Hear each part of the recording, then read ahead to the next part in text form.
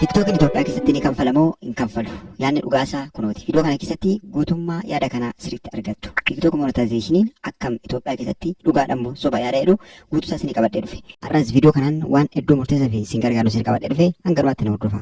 Guutummaa viidiyoo kanaa keessatti jalqaba irratti TikTok monetizationiin maal akka ta'e dhugaamoo soba akka ta'ee fi inni jiru haalli jiru maalirra akka jiruu fi akkam itti akka danda'amu tokkoon tokkoon isaa wajjin laallaa Itoophiyaa keessatti akkamitti akka fayyadamnu jechuudha.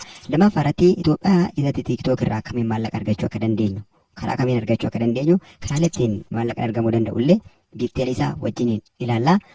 Akkasumas wantoota TikTok irratti namoonni soba dhugaa godhanii haasa'an akkamitti akkasiin ilaaluu qabdanii fi soba TikTok irratti namoonni akka dhugaatti haasa'an akkamitti akkasiin cheekii gochuu qabdan viidiyoo kana keessatti wajjin ilaallaa.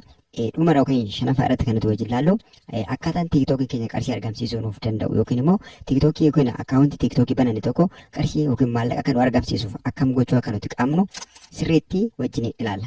Hanga dhumaatti na hordofa. Viidiyoo kana laayikii gochuu hin dagatinaa. Walii keessaniifis sheerii godhaa. Sabskiraayib gochuudhaan immoo maatii keessatti dabalamaa isin jedha. Kallattumaan gara yaada jalqabaatti waliin haa dabarru.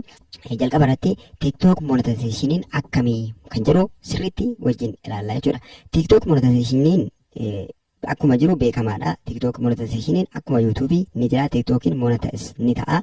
Ni ta'ee maallaqa argamsiisa. Haa ta'u malee TikTokin kallattii adda addaatiin kan inni maallaqa nu argamsiisu. Inni jalqabaa TikTok Creator Fund waan jedhamudha. TikTok Creator Fundiidhaan lammaffaa irratti immoo TikTok Giftii Live yookiin TikTok Giftis waan jedhamu yookiin immoo TikTok Live waan jedhamuun nu argamsiisuu danda'a maallaqa. Sadaffaan brand promotion yookiin ads waan jedhudha. Brand promotion jechuun beesa adda addaa irratti gadhiisuudhaan yookiin immoo beesa adda addaa irratti hojjechuudhaan namootaaf qabeenya isaanii yookiin sarviisii yookiin tajaajila isaanii yookiin immoo biizinasii isaanii namoota beeksisuudhaan maallaqa argachuu dandeenyaan brand promotionii jedhama. Inni arfaffaan affiliate marketii waan jedhamudha. Affiliate marketii jechuun immoo liinkiiwwan namoota garaagaraa, liinkii biizinasii garaagaraa, liinkii pilaatfoormii garaagaraa, liinkii appilikeeshinii garaagaraa fakkeenyaaf kan akka Amazon, AliExpress fi kanneen biroo liinkii isaa baa'uu keenya jala kaa'uudha yookiin immoo liinkii isaa chaanaalii keenya jala isaa yookiin immoo bakka maqaan keetti barreeffamu sana liinkii kaa'uudhaan namoonni irra cuqaasanii gara liinkii sanaa deemanii waan tokko ni bitu yoo ta'ate kallattii kanaan maallaqa argachuu ni dandeenya jechuudha. Kallattii arfan kanaan maallaqa argamsiisuu danda'an inni dhugaan jiru jechuudha. TikTokiin garuu namoonni Itoophiyaa keessatti TikTok monetizationiin ni jira jedhanii nama tokko tokko haasa'uudhaan sobaan namoota adda addaa burjaajessu. Inni kun guutummaan guututti TikTok Creator Fundiin Itoophiyaa keessatti gonkumaa hin danda'amu yookiin nuuf hin dhufu jechuudha. Inni biyyoota tokko tokko kanneen akka biyyoota akka USA, UK, Faransii, Jarman, Itaalii fi biyyoota muraasa keessatti jechuudha hanga biyyoota 7 hanga 10 waan hin caalle keessatti sirriitti ni hojjeta jechuudha TikTok Creator Fundiin. Kanneen biyyoota kana access gochuuf immoo wantoota adda addaa nu barbaada. Isa yeroo biraa viidiyoo biraatiin wajjin ilaalla. Dabalataanis immoo viidiyoo yeroo darbe hojjedhe irratti akkamitti akka biyyoota TikTok Creator Fundii kana access godhan biyyoota kan akka US, UK, Faransii fi Jarman, Itaalii dabalatee biyyoota kanneen akkamitti TikTok akkaawuntii banachuu akka dandeenyu fi akkamitti hojjechuu akka dandeenyu waan muraasa irraa hojjedheen jira.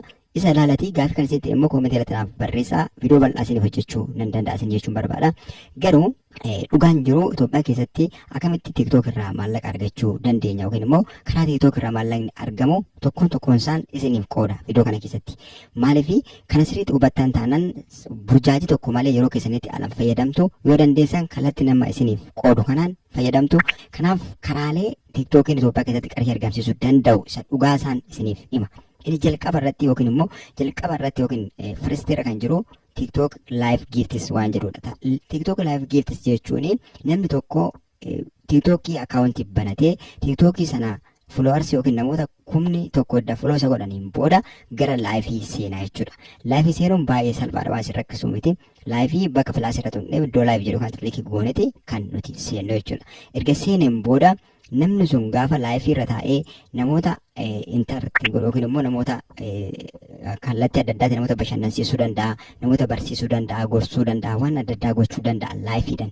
Laayifiin gaafa inni gorsu kana namoonni giiftii kennuuf yookiin kennaa kennuuf kennan sadarkaalee garaagaraa qaba jechuudha. Gosoota garaagaraatu jira kan barbaadan haa ta'u gaafa kennanii fi giiftiin isaan kennan suni gara daamandiitti geeddarame. Sanaan booda daamandii sana immoo gara qarshiitti geeddaruudhaan qarshii sana argachuu danda'a jechuudha. Kanaaf maallaqa argachuuf karaa TikTok laayifiitiin inni jalqaba irratti jechuudha. Inni lammaffaan brand promotion waan jedhamudha. Brand promotion jechuun kaampaanii tokko faana yookiin immoo dhaabbata biizinasii qabu tokko faana walii galuudhaan nama dhuunfaa haa ta'u dhaabbata haa ta'u wajjin walii galuudhaan dhaabbata isaanii beeksisuudhaan hanga isaan barbaadan yookiin immoo hanga isaan kaa'an ruulii isaan kaawwatan fakkeenyaaf namoota 100,000 naaf gahe namoota 200,000 namoota miliyoona naaf gahe nuun jedhu isaan agreementii fudhan irratti hundaa'uudhaan dhaabbata sana beeksisuudhaan edda dhaabbata sana promote gooneen booda waliigaltee keenya edda xumurreen booda kana dhaabbata sanaatiin maallaqa argachuu dandeenya. Kunis riilii isa dhugaa ta'edha. Ni dandeessu ta'e kanneen fayyadamuu dandeessu kanneen lamaan fayyadamuu dandeessu kana lamaan qofa miti ittiin isiniif dabala. Kana lamaan gaafa isin jedhu TikTok live gift fi akkasumas brand promotion. TikTok live gift waan isin dhibu takka illee hin qabu akkuma account TikTok banatanii namoonni 1,000 qofti gaafa isin follow isin godhan salphaatti live isin seensisuu danda'a. Followers keessan namoota 1,000 hin taane ta'an garuu isin seensisuu hin danda'u live TikTok ni jechuudha. Kun ruulii TikTokiti. Baay'ee salphaadha. Seentu kanaan booda yoo gorsuu dandeessan gorsuu, yoo namoota gargaaruu dandeessan gargaaru, yoo namoota bashannanan gochuu barbaadan bashannansiisuudhaan kallattii sanaan walitti qabachuu dandeessu jechuudha. Riilii isa ta'e.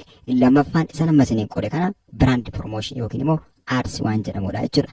Qabeenyaa yookiin dhaabbata yookiin biizinasii nama tokko yookiin immoo akkaawuntii nama tokko beeksisuudhaan akka namoonni isaaf dabalan akka namoonni foloosa godhan akka namoonni waan irraa bitan idda promootii gooneen booda agreementii keenyarra dhaabanne yookiin waliigaltee keenyarra dhaabanne nama sanarraa maallaqa arganna jechuudha. Inni sadaffaan affiliate market waan jedhamudha. Affiliate market jechuun immoo liinkiiwwan piroodaaktii tokko yookiin liinkii pilaatfoormii tokko baa'uu keenya jala kaa'uudhaan yookiin namoota sheerii gochuudhaan yookiin viidiyoo jennee beeksisuudhaan liinkii sana erga beeksisneen booda fakkeenyaaf kan akka Amazon, AliExpress, Jumia fi kanneen kana fakkaatan jechuudha.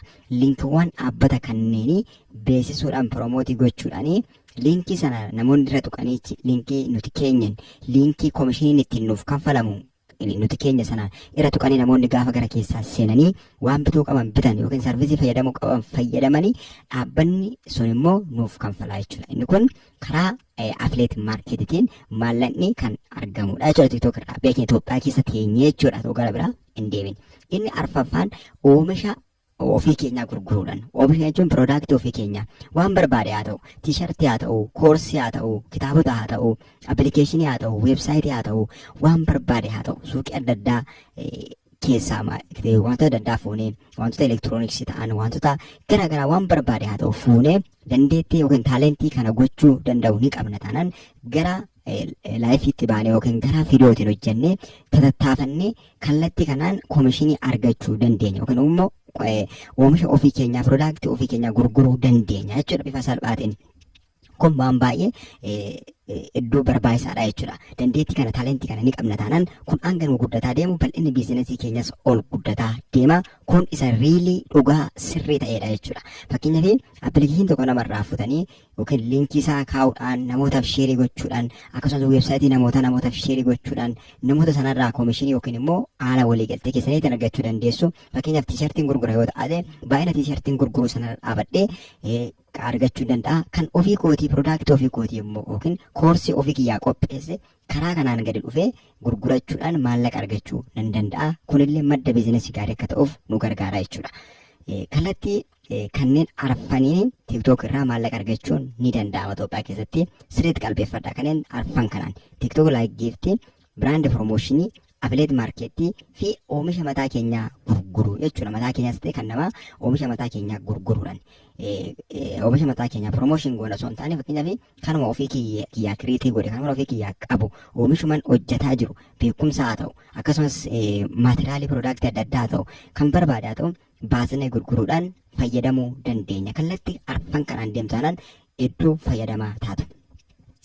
Inni raffaaraatti isinii qoodu soba yookiin immoo wantoota soba TikTok irratti namoonni dhugaa godhanii haasa'an isiniif godha jechuudha. Wantoonni namoonni tokko haasa'anii soba dhugaa godhanii haasa'anii viidiyoo tokko qofa hojjechuudhaan qarshii hedduu argata qarshii miliyoona hedduu argata siif kenna waan jedhu kun 100 keessaa 100 sobaadha. Kanan dhaggeeffatanaa iskroolii godhaa bira darbaa viidiyoochi isin fayyadu. Viidiyoo tokko qofa hojjechuudhaan maallaqni argamu takkallee hin jiru. Viidiyoo 50 hojjetteeyyuu argachuu hin dandeessu. kun dogoggora guddaadha. Inni lammaffaan aappii tokko aappii TikTok Itoophiyaa keessatti banachuudhaan aappii TikTok Pro kana yoo banattan maallaqa isiniif kanfala wanta adda addaa kan jedhamu kunillee ammallee dhibba keessaa dhibba soba. Aappii TikTok Pro barbaadde waan barbaadde yoo bantiyyuu Itoophiyaa keessatti siif hin kanfalu. Garuu asitti exceptioniin isiniif kaa'u siistamni biraan ni jira. Inni kaapitaala nu gaafachuu danda'a. Bilbila dabalataa nu gaafachuu danda'a. Wifi addatti nu gaafachuu danda'a. Waan adda addaa qaba jechuudha. Tiraakii yookiin immoo haakii goonee kallattiin ittiin maallaqa argannu jira jechuudha. Sababiin isaa biyyoota garaagaraatiin intarnaashinaal akaawuntii banachuudhaan argachuu dandeenya. Inni reelidha. Namoonni hedduun fayyadamuun baay'ee ulfaata jechuudha. Kanaaf inni biraanii fi'uudhaan qarshii nuuf kanfalaa waan ta'eef kun hundi isaa soba. Guutummaatti dhugaarraa kan fagaatedha. Kanarraa sirriitti of eeguu dandeenya.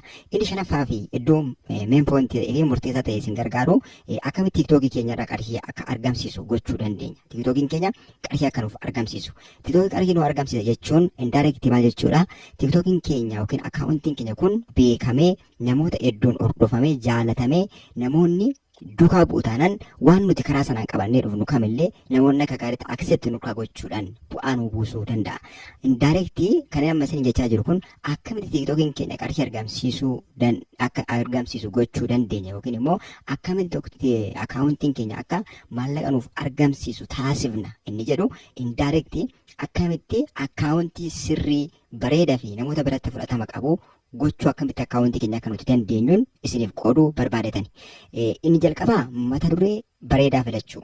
Mata duree bareedaa filachuun iddoo murteessaadha. Akaawuntii keenya guddatee maallaqa nu argamsiisuu bira gahuudhaaf mata duree bareedaa filachuun iddoo murteessaadha. Mata duree bareedaa gaafa isin jedhu akkaataatti qarshiin onlaayinii irraa argamu barsiisuu dandeenya. Karaa dhugaa ta'e, karaa sirrii ta'e aapilee adda addaa rifuu gochuu dandeenya. Teekinooloojiiwwan adda addaa uftii wal qabsiisnee barsiisuu dandeenya. Koomeedii hojjechuu dandeenya. Edukeeshinii adda addaa barumsa adda addaa kennuu dandeenya. Motiveeshinii adda addaa hojjechuu dandeenya jechuudha. Kanaaf mata dureen iddoo murteessaadha. Mata duree irratti hojjechuu barbaadu yookiin immoo biraandii ati filattu niichii kee jechuudha yookiin gosa irratti hojjennu jechuudha. Gosti nuti hojjennu iddoo murteessaadha.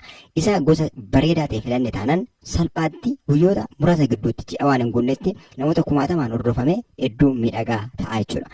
Akka fakkeenyaatti yoo isin kaasu namoota guyyaa lama gidduutti TikTok irraa hanga fi kuma hedduu lakkaa'amu argatanii fakkeenya Beel Akaadaamii afaan Ingiliffaa barsiisuudhaan kan beekamu guyyoota lama TikTok banatee guyyoota lama hin gunne jechuudha. Kan inni namoota hedduun hordofame jechuudha. Maal waan ta'eef mata duree bareedaa biraandii bareedaa mata duree bareedaa qabatee as waan ba'eef iddoo fudhatamaa argate jechuudha.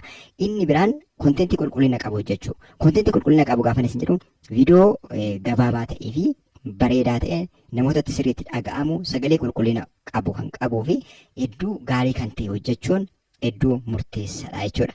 Inni biraan followersiin keenya akka dabaluu fi engagement keenya dabaluu qabna. Kana jechuun namoonni akka follow nu godhan, akka namoonni laayikii godhan, akka namoonni koomentii godhan, akka namoonni yaada isaanii sheerii godhan sirriitti irra deddeebinee itti himuu qabna jechuudha. Akka bareedaa ta'etti jechuudha. Kana gaafa isin jedhu irra deddeebinee koomentii godhaa, laayikii godhaa, follow godhaa jenna taanaanis gaarummaa hin qabaatu jechuudha. Namoonni jibbaa deemu garuu bifa namoota hawwatuun, bifa namoota laphee namoota rukutuu danda'uun akka isaan nu duukaa bu'an, akka isaan nu hordofan, akka isaan laayikii godhan, akka isaan koomentii godhan yaada isaanii barreessan gaaffii adda addaa gaafachuudhaan gochuu dandeenya jechuudha.